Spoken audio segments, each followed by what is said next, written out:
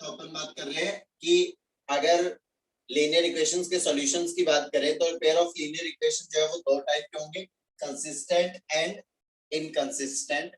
Consistent pair of linear equations कौन से वाले होंगे, कौन सा वाला पेयर जो है उसको अपन कंसिस्टेंट बोलेंगे, अगर उसका एटलीस्ट वन सॉल्यूशन आ रहा है, कम से कम एक सॉल्यूशन आ रहा है, तो इसका मतलब वो कैसा हो जाएगा, कंसिस्टेंट हो जाएगा।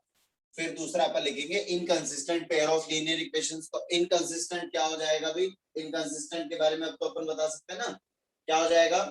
तो इसमें लिखिए a pair of linear equations which has no solution, a pair of linear equations which has no solution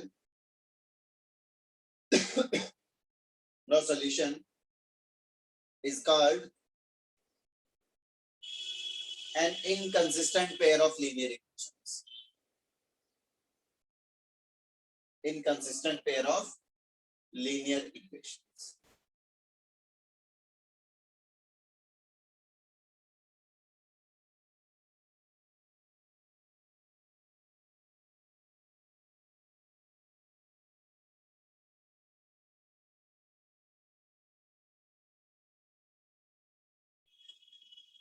clear है वाली बात बेटा जी?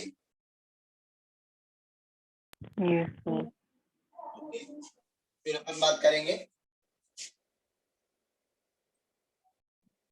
for any pair of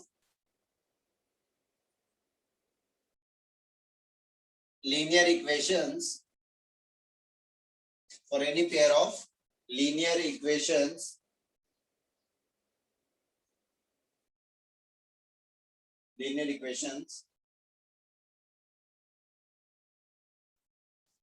the existence of solutions, the existence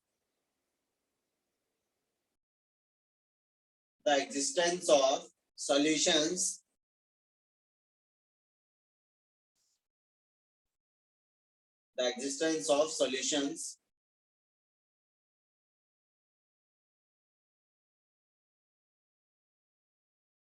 as first number point, the lines may intersect in a single point, the lines may intersect in a single point,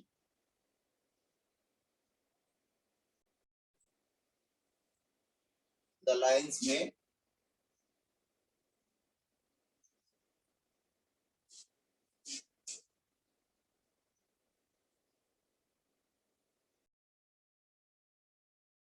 single point, और या फिर इसको क्या बोल सकते थे अपन, और या फिर इसको क्या बोल सकते हैं, the pair of equations has a unique solution, the pair of equations has a unique solution.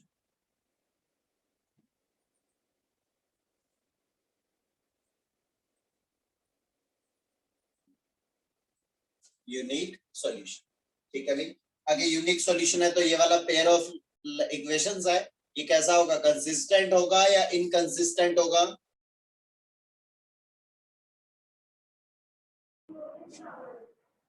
एक यूनिक सॉल्यूशन आ रहा है तो इसका मतलब ये वाला जो भी जिस पेयर की बात हो रही है ये पेयर इनकंसिस्टेंट होगा या कंसिस्टेंट होगा बेटा? Sir, consistent. कंसिस्टेंट होगा क्योंकि एक सॉल्यूशन आ रहा है, और अगर एक भी सॉल्यूशन आ रहा होगा तो इसका मतलब वो कैसा हो जाएगा, कंसिस्टेंट हो जाएगा। तो यहाँ पे अपन बोल देंगे, ब्रैकेट में लिख देंगे यहाँ पे क्या, the pair of equations is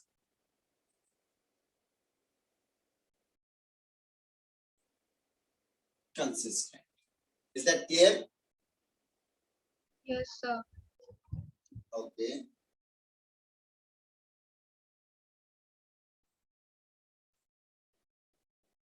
Next, second point लिखिए बेटा। Second point, the lines may be parallel. The lines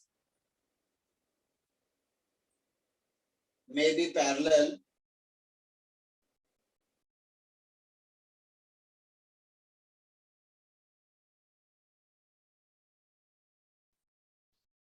in this case, the equations have no solution.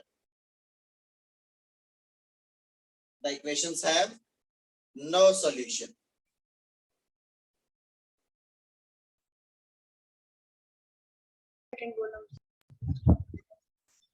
The lines may be parallel. In this case, the equations have no solution. तो ये वाला कैसा हो जाएगा बेटा? Inconsistent. बिल्कुल, parallel lines है ना, और नो सॉल्यूशन. सर एक बार रिपीट कर दो. लिखिए, the lines may be parallel. The lines may be parallel. In this case, the equations have no solution. The equations have no solution. तो ये कैसा हो जाएगा? Inconsistent pair of equations. Is that clear, beta? Yes, sir. Yes.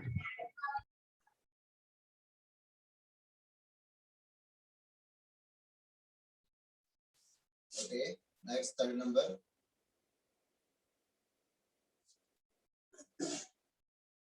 The lines may be coincident. The lines may be coincident. The lines may be coincident. In this case,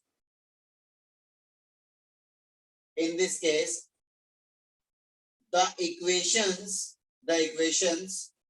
have infinitely many solutions. In this case, the equations have infinitely many solutions. Infinitely many solutions.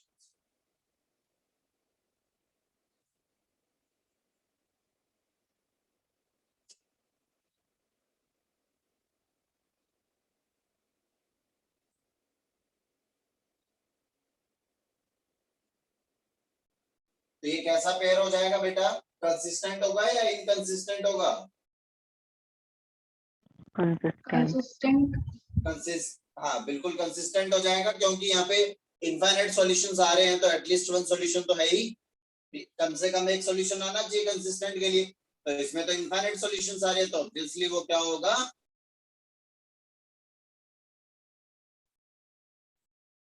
Consistent होगा बेटा. Yes, sir. Okay, अब उसके बाद जैसे अपन ने observation से देखा, तो कंडीशन कैसी कैसी बन रही होगी भाई?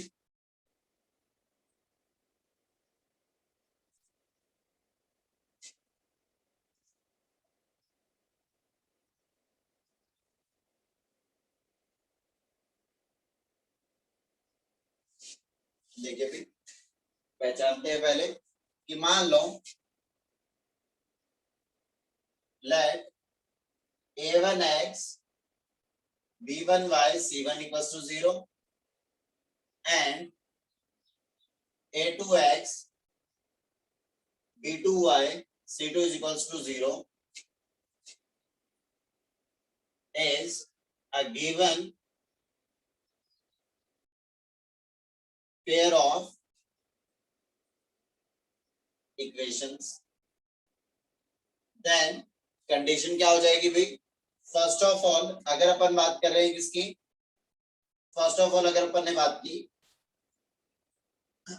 यूनिक सॉल्यूशन की, अगर अपन ने बात, हरी बात समझ में, तो अपन बात करेंगे सबसे पहले इंटरसेक्टिंग लाइंस, है ना? इंटरसेक्टिंग लाइंस कि ये दोनों जो लाइंस हैं वो इंटरसेक्टिंग होगी तो क्या होगा? तो अपनी कौन सी पता है कि अगर इंटरसेक्टिंग होगी तो वो किसको बताएगी बेटा? a unique solution. Yes, sir. Okay तो जैसे ही अपन ने कई सारी जो लाइंस है उनको जैसे ही अपन ने प्लॉट किया है ना, जैसे उनको अपन ने क्या किया, प्लॉट किया, ग्राफ में प्लॉट किया, तो फिर अपन ने वहां से ऑब्जर्व किया कि यूनिक सॉल्यूशन या फिर जैसे इंटरसेक्टिंग लाइंस है वो कब बन रही हैं, when the ratio of coefficient of x is not equals to the ratio of coefficient of y.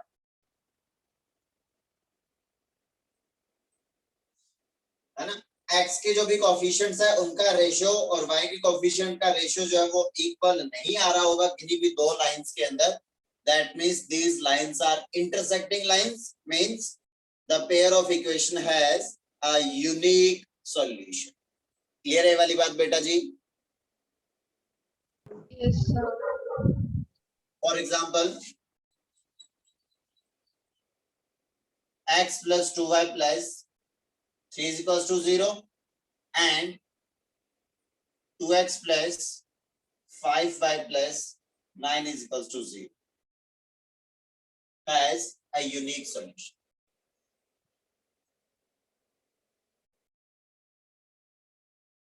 हमारी बात समझ में? क्यों भाई? क्योंकि यहाँ पे देखिए क्या हो रहा है अभी, a1 upon a2 है ना, कितना आ रहा है अभी यहाँ पे, x का कोफिशिएंट कितना है 1, यहाँ पे x का कोफिशिएंट कितना है 2, okay, b1 upon b2 find out किया अपन ने, b1 upon b2 कितना हो रहा है 2 upon कितना 5, 1 by 2 not equals to 2 upon 5. That is why this equation has a unique solution, या फिर ऐसा बोल सकते हैं कि these lines are intersecting lines. Is that clear बेटा?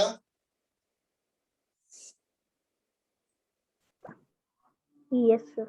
Yes, sir. क्लियर हुआ है अच्छे से? Yes, sir. Yes, sir. Okay second number पे चलते हैं बेटा, second number coincident lines.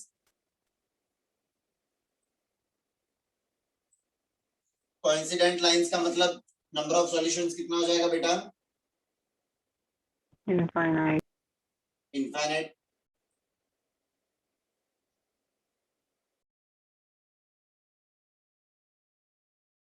Infinite solutions है ना, कैसा हो जाएगा? कंसिस्टेंट हो जाएगा। इस वाले केस में भी कैसा होगा?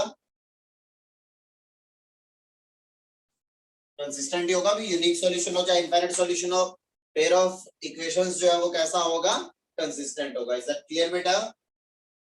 Yes, sir. Okay Yes. Coincident line की बात कर रहा है, तो जैसे अपन ऑब्जर्व करेंगे जब, है ना, तो ऑब्जर्वेशन से पता चलेगा कि a1 upon a2 जो है वो इक्वल आना चाहिए b1 upon b2 के कोएफिशिएंट ऑफ y के और कांस्टेंट के।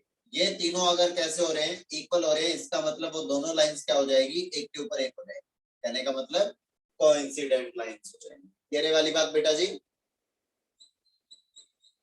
क्योंकि वो सेम ही लाइंस बन जाएगी। जैसे for example x plus 2y plus 3 is equals to 0 and 2x plus 6y plus 2x plus 4y plus 6 is equals to 0। ये कैसे हो जाएगी? Have infinite solutions।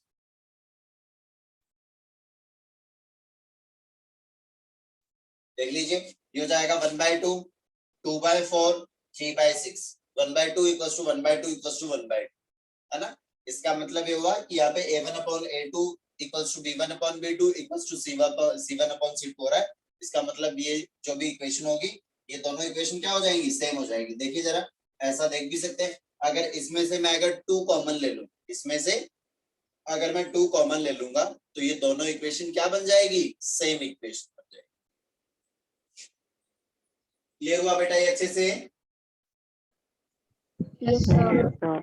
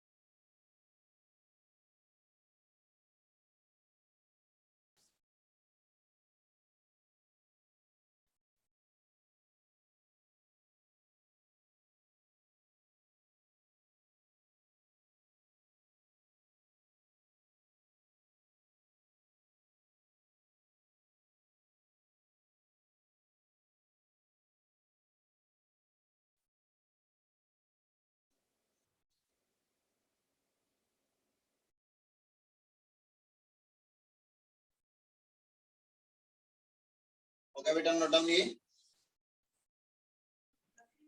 Yes, sir.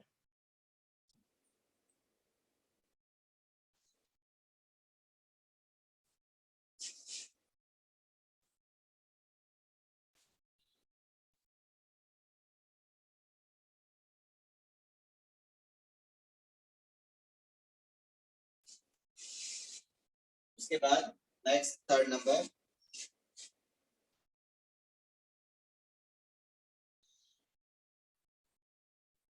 Parallel lines. Parallel lines, parallel lines के case में number of solutions कितने हो जाएंगे भाई? 0. नो सॉल्यूशन मतलब इनकंसिस्टेंट।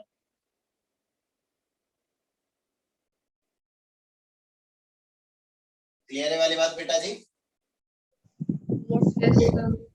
इस केस में ऑब्जर्वेशन से अपने को पता चलेगा कि a1 अपॉन a2 जो है ये इक्वल होना चाहिए b1 अपॉन b2 के, बट ये दोनों ही इक्वल नहीं होने चाहिए c1 अपॉन c2, क्योंकि c1 अपॉन c2 के इक्वल आ जाएगा तो वो तो कोइंसिडेंट लाइंस हो जाएंगी, ठीक है ना? तो कोएफिशिएंट ऑफ x और कोएफिशिएंट ऑफ y का जो रेशियो है वो इक्वल होना चाहिए, कांस्टेंट का रेशियो जो है वो इक्वल नहीं होना चाहिए। क्लियर है ये वाली बात बेटा जी? Yes, sir. For example x plus 2y plus 4 is equals to 0 and x plus 2y plus 7 equals to 0, क्या हो जाएगा इस केस में भाई? है नो सॉल्यूशन।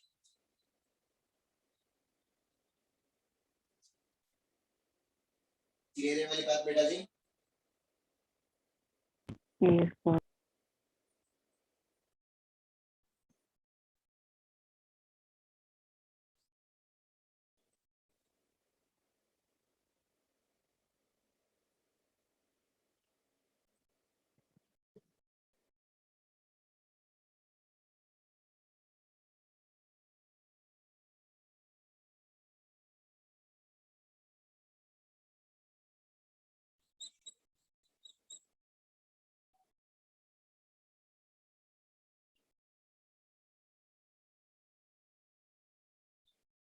हो गया बेटा note down? Yes, sir.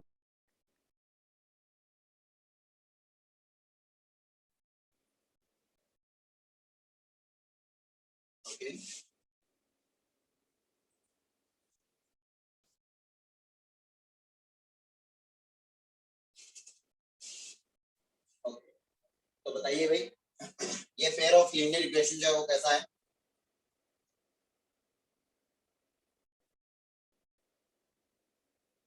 x minus 2y is equals to 0 and 3x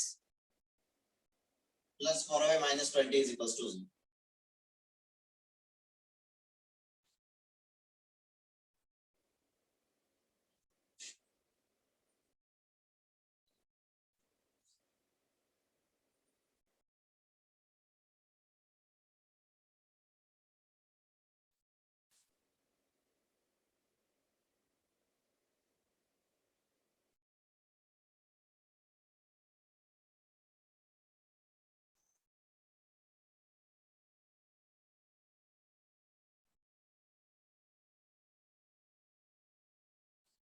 तो पहले पहला वाला जो है ये कैसा होगा भाई? पेयर कैसा होगा ये? Intersecting. Consistent. कंसिस्टेंट होगा और इंटरसेक्टिंग होगा या पैरेलल होगा या कैसा होगा? Intersecting. ओके, तो ये हो जाएगा अपना इंटरसेक्टिंग, और या फिर क्या बोल सकते हैं? Consistent. कंसिस्टेंट या फिर यूनिक सॉल्यूशन। सेकंड वाला कैसा हो जाएगा बेटा? Parallel. Parallel. क्या हो जाएगा? 1/2 is equals to 2/4 is not equals to -4/12, है ना? तो कैसा हो जाएगा भी कंडीशन? यहाँ पे लाइंस कैसे हो जाएंगी? पैरेलल लाइंस हो जाएंगी बेटा, Yes, sir. पैरेलल हो जाएगी, इसका Yes, मतलब वो sir. कैसे हो जाएगा? इनकंसिस्टेंट हो जाएगा, या फिर ऐसा बोले क्या, नो सॉल्यूशन। क्लियर है वाली बात बेटा जी? Yes, sir. Yes, sir. Okay, next third number क्या हो जाएगा? 2/4 Coincident, infinite, and 3/6 consistent. -9 -8 तीनों क्या हो रहे हैं? इक्वल हो रहे हैं, 1/2 1/2 1/2। तो इस केस में कैसा हो जाएगा? लाइंस कैसी हो जाएंगी? कोइंसिडेंट लाइंस मतलब कंसिस्टेंट, मतलब infinite solutions. Is that clear? Yes, Yes, sir. Okay, जल्दी से नोट डाउन करो बेटा।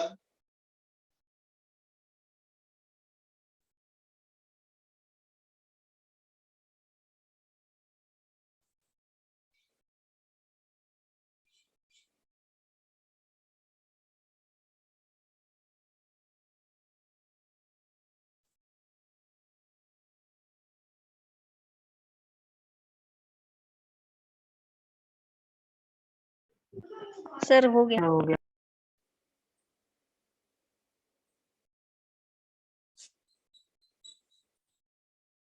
Okay. उसके बाद लिखिए method first.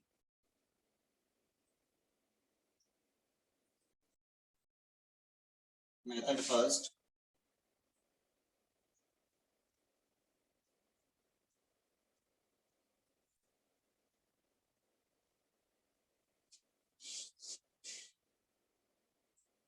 Substitution method.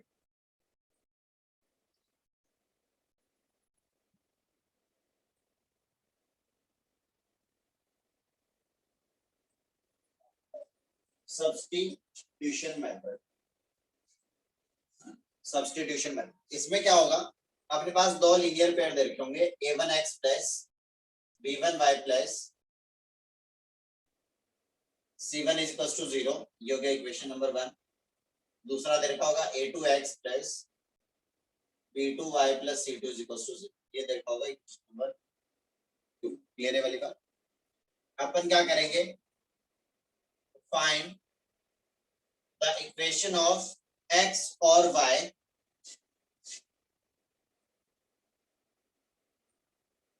in terms of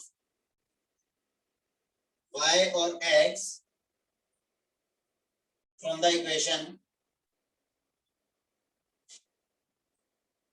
1 or 2 and put it in the equation 2 or 1। Clear है वाली बात? या तो फर्स्ट में से x की वैल्यू फाइंड आउट करो, फर्स्ट में से x की वैल्यू फाइंड आउट करो। क्लियर है वाली बात? फर्स्ट में से अपन ने x की वैल्यू फाइंड आउट की और उस x की वैल्यू को अपन सब्स्टिट्यूट कर देंगे किसमें? Second equation. या फिर फर्स्ट में से अपन किसकी वैल्यू फाइंड आउट करेंगे? y की वैल्यू फाइंड आउट करेंगे और पुट कर देंगे सेकंड इक्वेशन में।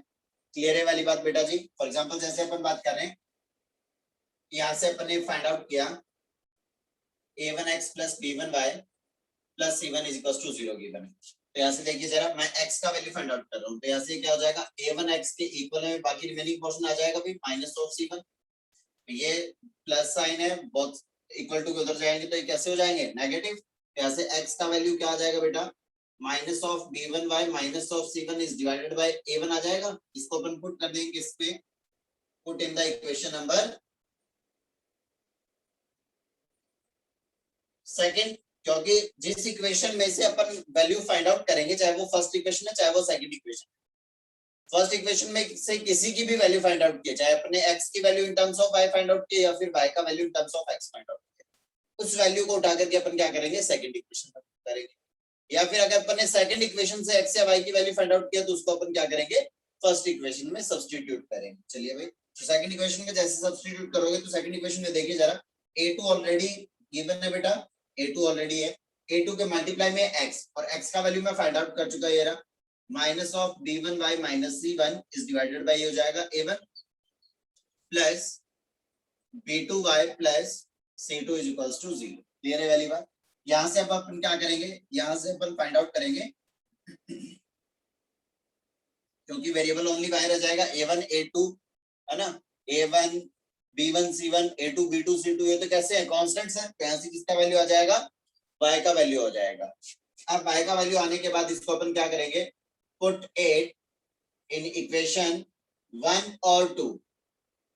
अब इस वैल्यू को अपन क्या कर सकते हैं, फर्स्ट और सेकंड जो भी अपने को इजी लग रही है उसमें अपन क्या कर सकते हैं, सीधे सीधे डायरेक्ट सब्स्टिट्यूट कर सकते हैं। क्लियर है बेटा ये वाली बात?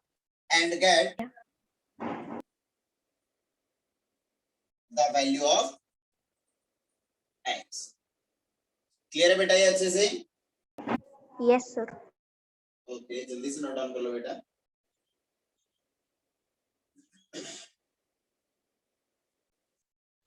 Value of x and y in terms of y or x from one equation, from any one equation, from equation, and put it in the other equation, the remaining equation is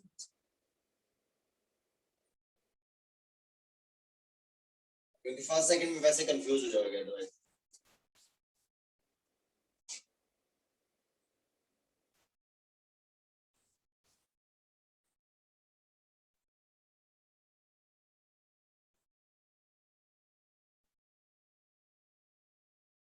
sir done.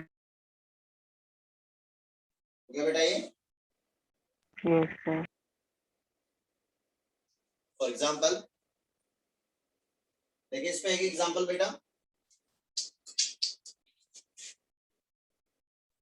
Yes sir. Okay तो देखते हैं जब